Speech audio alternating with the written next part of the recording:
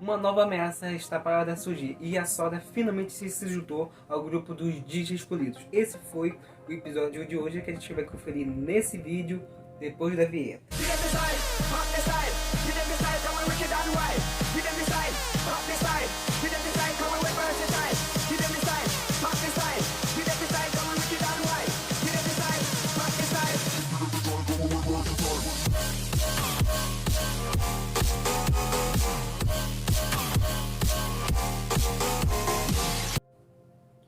E aí, guerreiros, beleza? Otávio Silva aqui para trazer a análise do Digimon Adventure 2.0, que é um reboot do clássico. Dessa vez analisando o episódio 4, mas antes de começar a análise eu preciso dizer que estou muito feliz que finalmente Digimon voltou, porque ele tinha dado desse tempo de parada graças à pandemia que estava acontecendo no mundo. E eu fiquei um pouquinho triste porque os 3 primeiros episódios foram muito impactantes e bem da hora de se acompanhar. Então quando teve essa parada eu fiquei triste, mas finalmente parece que vai voltar normalmente os lançamentos. Eu pensava que isso ia voltar no próximo ano, mas que bom que isso não aconteceu. Mas agora bora ver o que aconteceu nesse episódio 4.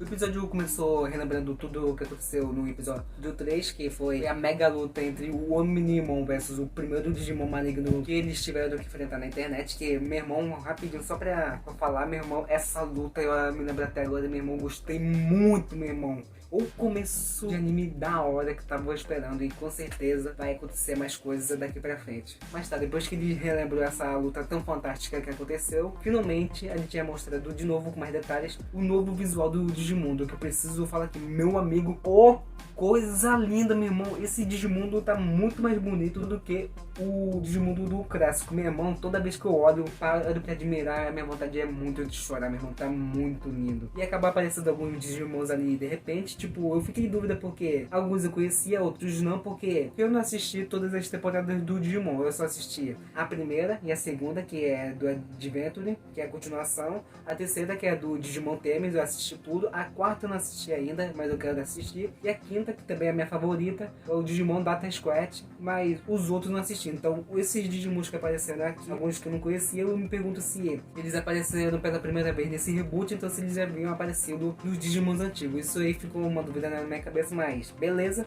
Uma coisa que eu tinha dito na minha análise do terceiro episódio é que o Tai e o Izzy tinham vindo sozinho pro Digimundo. Eu suspeitava que mais alguém tinha vindo e foi a Sora que veio, que foi uma coisa que eu acertei, porque eu tinha dito que eu achava que seria a Sora e realmente era ela. Só que uma coisa que eu não entendi, eu acho que foi um furo de roteirismo, é que ela conseguiu entrar no Digimundo, só que ela não tinha Digivice ainda, ela só veio ganhar só mais pro finalzinho do anime. Então como é que ela entrou no Digimundo sem o Digivice? Isso aí foi uma coisa que eu percebi e pra mim foi um erro no roteirismo, mas beleza, né? Ela acaba indo parar perto do Tai, e uma coisa que eu fiquei surpreso e acho que foi uma coisa bem legal é que ela agiu naturalmente um mundo totalmente que ela não conhecia. Tipo, eu esperava que ela ficasse um pouquinho mais surpresa e também querendo saber o que tava acontecendo, mas ela conseguiu agir normalmente. Então, foi uma coisa que me decepcionou muito. Mas outra coisa que também me decepcionou é que quando ela viu o Agumon, eu esperava que a expressão dela fosse muito de surpresa, porque era um Digimon, que os Digimon são uma espécie de monstros digitais. Não, eles são monstros digitais. Então eu esperava que ela ficasse um pouquinho mais assustada quando visse o Agumon, mas também não foi o que aconteceu. Ela só achou ele semelhante a um dinossauro, e realmente é. O Agumon, se vocês não perceberam, ele é igualzinho a um dinossauro, porque ele é um dinossauro monstro virtual, mas tá. Só que bem ali perto deles tinha uma espécie de runa antiga, que eles acabam indo ver o que estava escrito nela. O Tai conseguiu ler, por mais que sejam runas antigas, que ao ler essas runas, ele acaba ativando uma função no Digivice dele, que aponta uma luz, mostrando um caminho que eles tinham que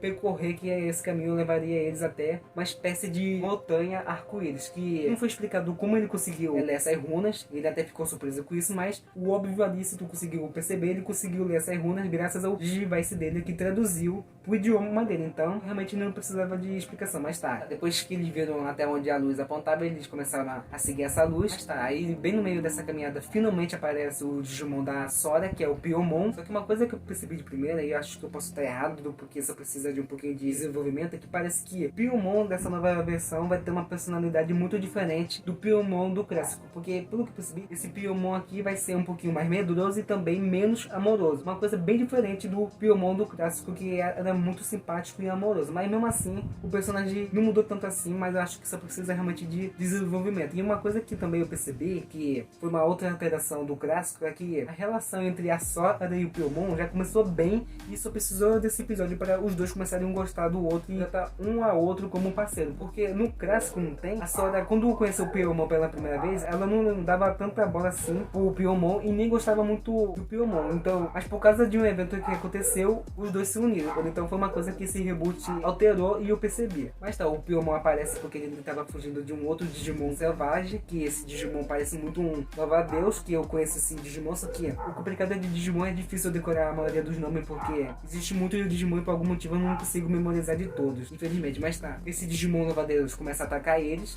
acabam sendo encurralados perto de um penhasco, onde eles têm a ideia de pular para fugir desse Digimon. E o plano dá certo, eles conseguem fugir. Depois que eles fugiram, eles perceberam que não podiam ir até a montanha do arco-íris de a pé, porque demoraria muito, então eles decidem fazer uma jangada para usar ela para cruzar o rio que estava ali. E até dar certo, eles não têm nenhum problema para montar essa jangada. Eles têm um caminho até bom, até certo ponto, só que as dificuldades começam a aparecer, vários obstáculos, inclusive dois Digimon selvagens começam a atacar eles. O primeiro foi um Digimon da água, que eu também já tinha visto esse Digimon nas temporadas antigas, que o Agumon começa a enfrentar ele, que foi uma coisa bem corajosa do Agumon, porque o Agumon é um Digimon do fogo e ele estava enfrentando um Digimon da água, ou seja, ele tinha desvantagem, mas mesmo assim ele estava atacando o Digimon. E quando esse Digimon da água parecia que tinha tomado um certo dano, ele dá um golpe no Agumon que fez o Agumon sair voando, e quando ele tá quase para devorar o Agumon, o Tai se une ao Agumon e o Agumon de novo digivolve para Greymon. E meu irmão, essa animação de digivolução, meu irmão, é muito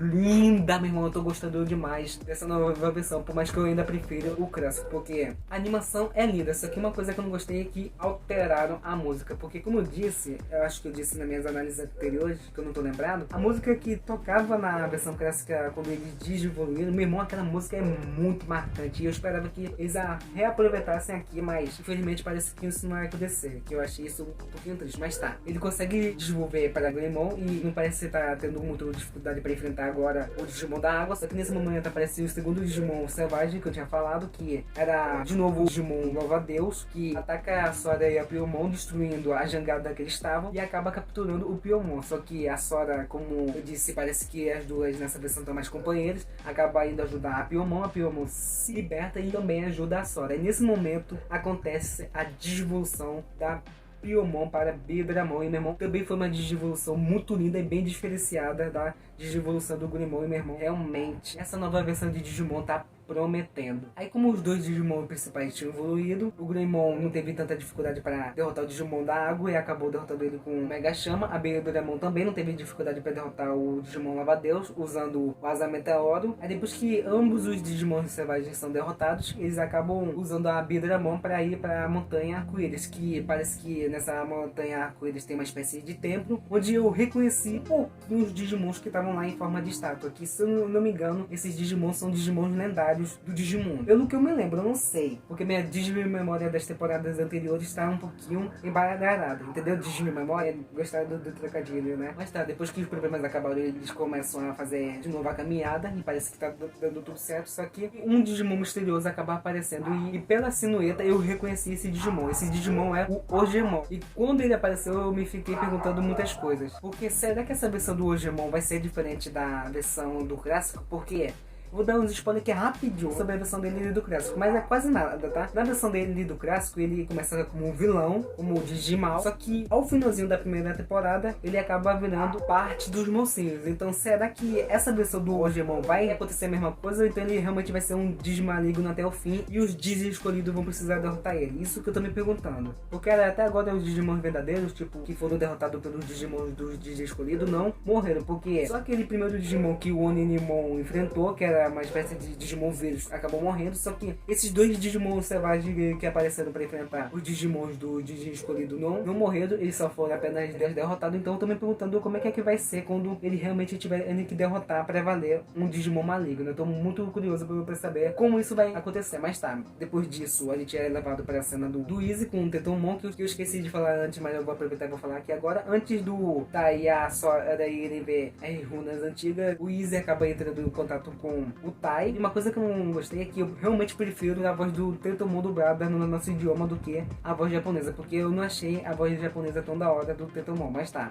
O Izumi entra em contato para avisar que está acontecendo uma espécie de blackout no mundo deles, mas só apenas na cidade de Tóquio, que é o novo Digimon Virus que está fazendo isso acontecer, que eu tenho certeza que esse vai ser o próximo grande Digimon que eles vão ter que derrotar, e eu espero que seja uma batalha muito bem animada e da hora, né, que vai acontecer. Aí aqui ele tá indo de volta para o Digimundo, porque ele foi teletransportado sim, só que não foi pro Digimundo, que nem o Tai e a Sora, ele tava dentro da internet, porque o Digimundo fica na parte mais funda da internet, e o Tetomon tá carregando ele, enquanto ele voa, só que pelo Tetomon não ser muito rápido, ele vai demorar bastante tempo. Tanto é que nessa hora aparece um outro Digimon, que é o Amon, que eu conheço muito esse Digimon, porque se for o Amon, que era amigo deles na versão clássica, esse aqui, se for mesmo Amon, só engoliu o Izumi e também o Tetomon pra ajudar eles a chegarem mais rápido no Digimundo. E eu tenho certeza que no próximo episódio os três vão estar juntos. Vai estar o Tai, a Sora e o Izumi junto, e eles vão enfrentar a próxima ameaça que vai aparecer. Mas não foi só isso, a gente também tem as cenas das pós-crédito, onde revela muita coisa, porque realmente vai acontecer uma mega batalha. Todos conseguem chegar na montanha arco-íris,